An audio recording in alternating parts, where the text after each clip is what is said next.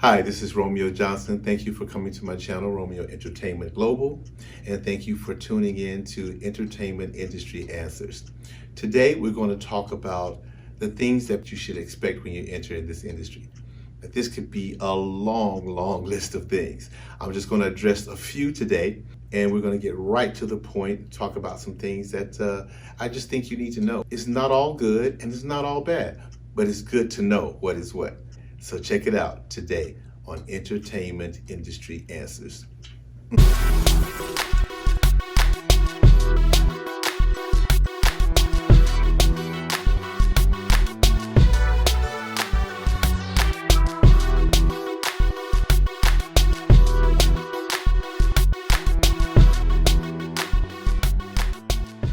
Okay, so we're back. We're going to talk about the things you need to expect when you enter in this industry. This is a wonderful industry to get into, but it can be good, bad, and ugly, as I always say. It can be rough and it can smooth out. Sometimes it start really smooth and then it can get rough. But regardless, there are certain things that are not going to be avoided. And the best way to handle things in this business is to be educated and to be prepared to at least know what to expect, okay? And most of us are not prepared, are not informed of certain things. So I just want to help you out and address just a few things that I think could help. So number one, first thing I want to address is you really want to come into this industry for the love of the art. Okay, this is going to help you. If you're a singer, if you're a dancer, a writer, a musician, actor, model, whatever it is that you're doing, if you love doing it to the point that you're going to do this, even if you were doing it at home for free, for your own self-gratification, that's going to help you a lot. The love of playing your instrument will keep you going forward when things are doing well or when they're not. Be sure that you're not getting into this industry just to make money, just to be famous, just to be popular. Please listen to me when I say you want to love what you do. You want to love the idea of getting better at your craft. You want to love the idea of getting better at your craft. This is the thing that's going to sustain you. You got to do it for the love. That's number one. Number two, it's going to be hard. It's going to be hard work required. You're going to have to practice. Many people come in and they just are natural good singers. You know, they're naturally gifted in certain areas. You still have to work hard. You have to practice because, so even if you're a great singer, you have a beautiful voice, you're going to have to learn how to work with other people. So even if you're given a gift at birth, there's part of this whole picture that includes other people. So you gotta learn how to blend with other people. You gotta learn how to sing a melody, and you gotta learn how to belt, but you gotta learn how to sing sweetly as well. You gotta learn how to control your vibrato.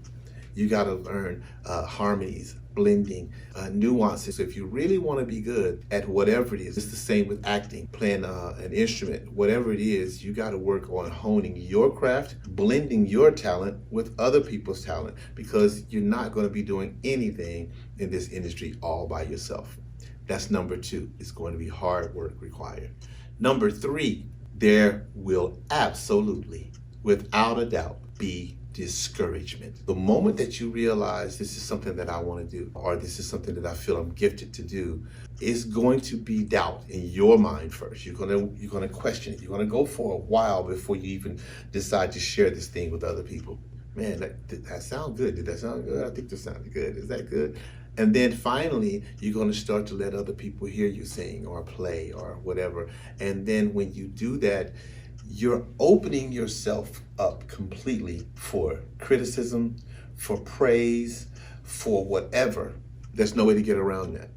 Depending on who you go to first determines the response you may get. But you're going to get discouragement.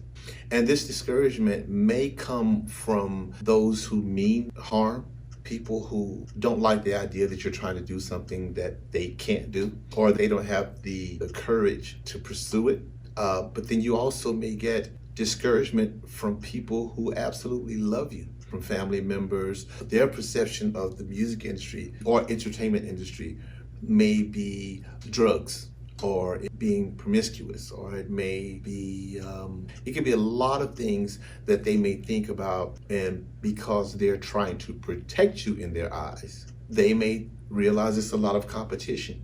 And they may think, you know what, I don't want you to go out there and get your feelings hurt. I don't want them to give you a sense of low self-esteem. No parent wants to feel like they're sending their child out to be hurt.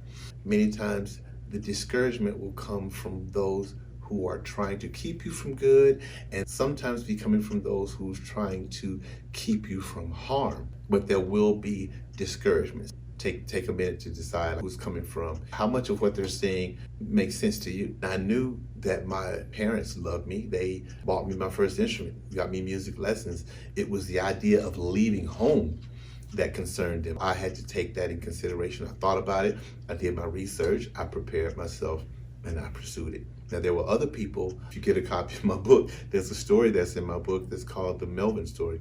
There I talked about a gentleman who was completely discouraging me and was very nasty about it, and was hating on me really bad. And I was probably maybe 20 or younger, and this guy was probably about 40 something. Know that there will be discouragement. Set your mind to what you think is right for you and move on that. All right, that's number 3. There will be discouragement. Number 4, this business, just like life in general, is full of fakes and snakes. There's going to be a lot of people who will claim that they're someone they're not, that they can do things they can't do, that they know people that they don't know. There's a lot of fakes. It's okay. You can't avoid them. You have to understand that everyone's not a fake, and there is opportunity out there for you to do well. And that's just part of the gamble. When you go for this business, you got to go for it. So when I pursued this industry, I went to LA knowing that was the place. After I did all my research and my studying, that was the place that I realized I needed to be. So when I got there, I met a lot of people who said they were this person, and they could do that, and they could do this. Fortunately, I was raised to just not invest so much in someone. So when they would tell me that, I would just go, oh, that's great, man. Let's talk again. But if I found out later that they weren't real, it was more funny to me than hurtful. I would literally laugh. I'm like, man, this dude just completely made up a whole crazy story. And it just didn't harm me, but as I always say, I would never shoot people down when they tell me who they are, because they could be telling the truth. Now, those are fakes. And then there are snakes. Now, here's the thing that's funny. In this industry, and I've talked about this before, you got to have a great attitude.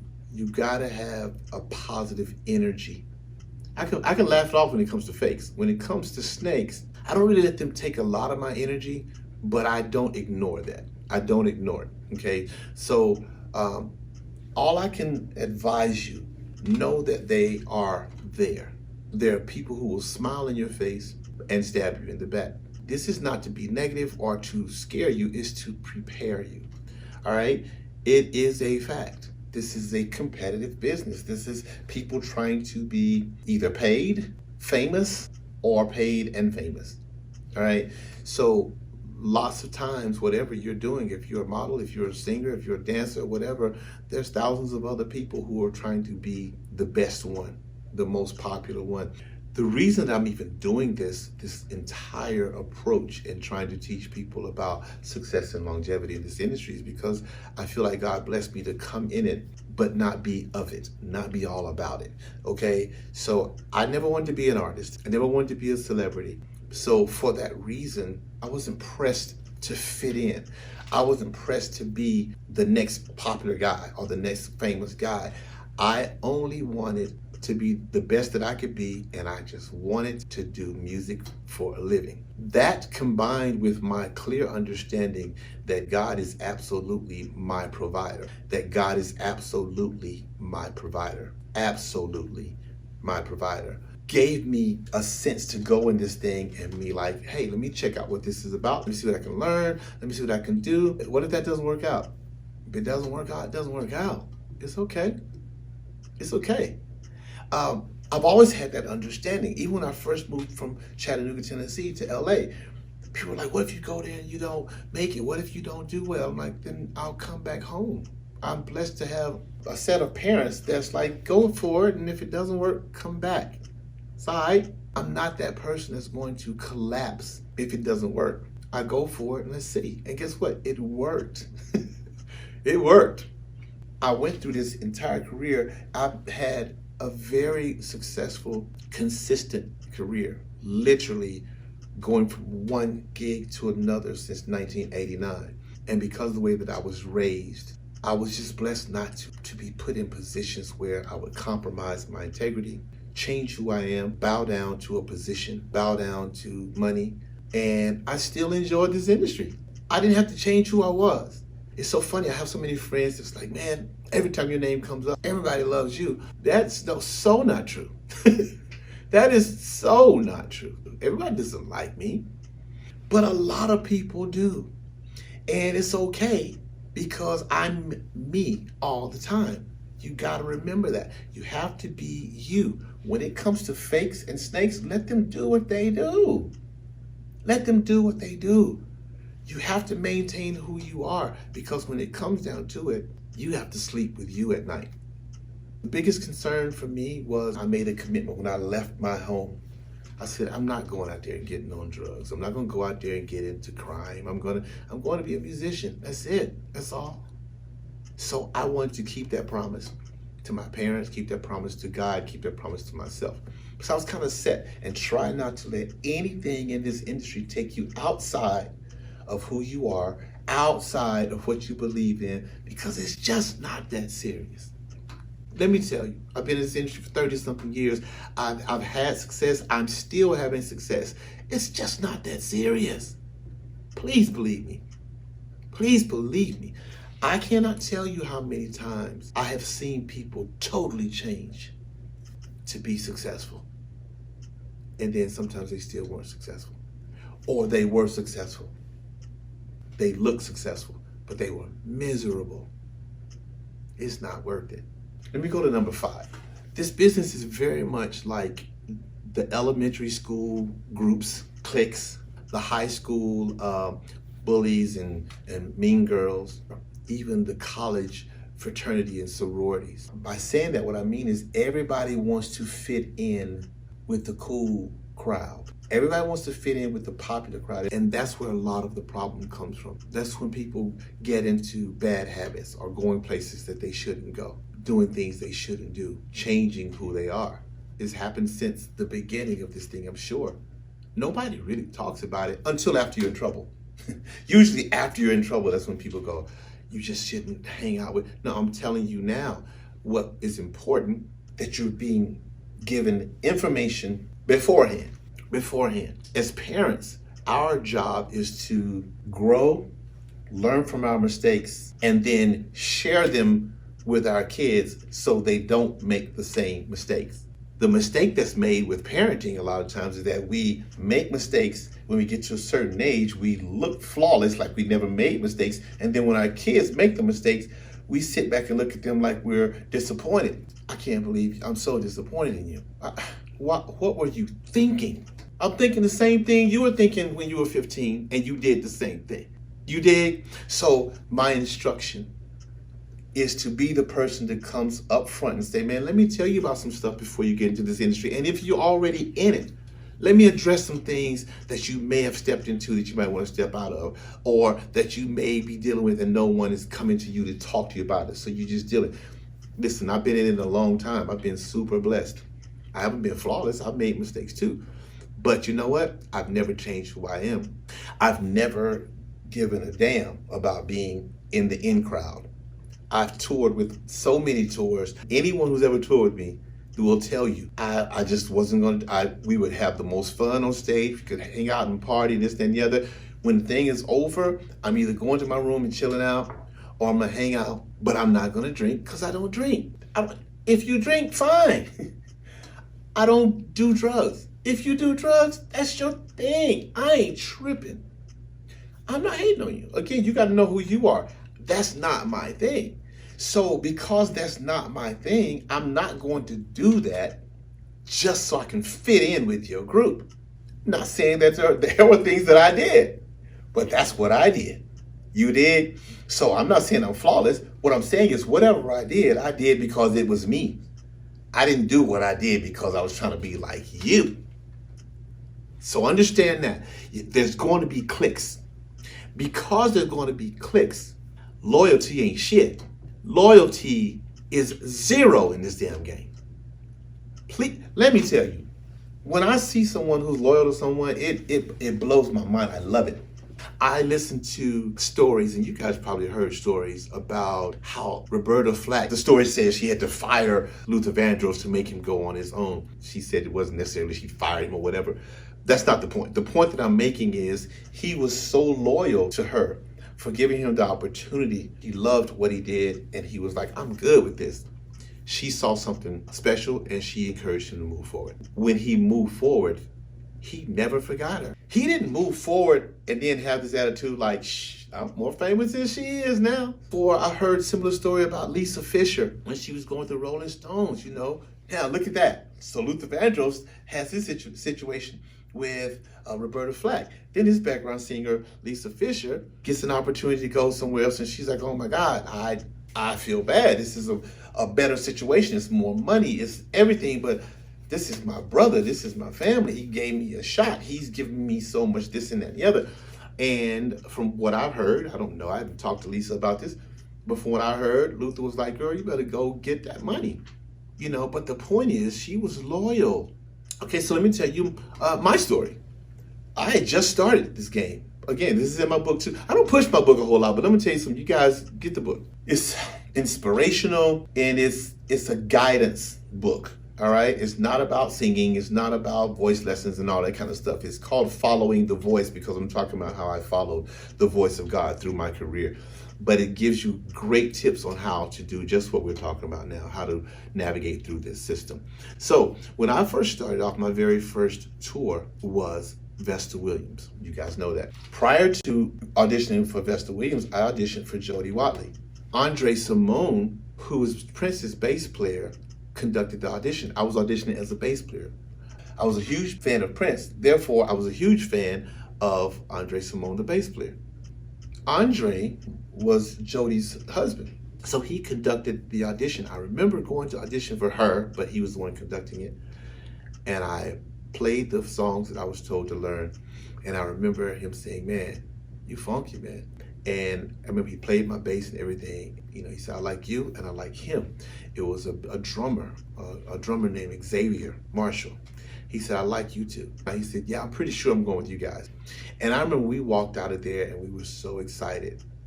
And I called home and I told my family, I got my first tour. Well, the next day I get a call and he said, man, I feel horrible. I talked to Jody and she said she has a look that she wants. She doesn't want a black bass player because that's super typical. She wants a white bass player. And she wants a white drummer and she wants a black guitarist. And it's just the thing she has in her head. I'm like, devastated. Because I've already made calls and I've already celebrated and everything. He was like, man, I'm sorry. There's nothing I can do, you know. He said, I wish he had told me that beforehand because I wouldn't even have auditioned you guys, you know. So I was like, okay, well, you know, thanks. So shortly after that, I auditioned for Vesta Williams. I got that gig as a background singer. We did, oh my God, 8 weeks of rehearsals or something. And I'm in the middle of Vesta's tour. It was a lot. It was a lot of choreography. It was a lot of harmony. So, and if you guys want all the details, you got to buy the book. Following the Voice. Get it. I remember my friend Scott Mayo was the musical director for Jody. And I remember he hit me up and he's like, hey man, listen, the bass player we got, he's not quite working out. And Andre likes you. So we're going to try to see, you know, we're telling Jody we should get you. And I'm like, I'm on tour now, you know. And Scott was like, man, I know, but you should come with us, you know. I mean, Scott and I were so close. He was like, man, it'd be great for you to be on this tour with us, you know. And plus, it's paying more, and it's a great situation. It's a bigger tour. And I thought, man, that would be great, you know. At the time, I was married. My 2 sons were young, and it was paying quite a bit more, like more than double. And it just so happened that we were in Atlanta at the same time. Vesta was doing a gig at the place called Center Stage, and I think Jody's gig was at Fox or something like that, Fox Theater or something like that.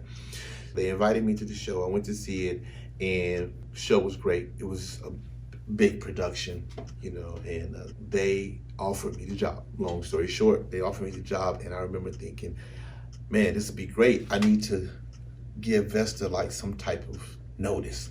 Give her like a 2 weeks notice or a week notice or something. And the instruction was like, nah, you need to be ready to go Tuesday. Well, this was Friday, I think, or Saturday. And I was like, there's no way for me to find somebody to replace me. And it'll kind of leave her hanging, and I'm thinking, this lady just gave me my very first tour ever, my first shot. And it was like, well, it is what it is. You want to take it or you want to leave it.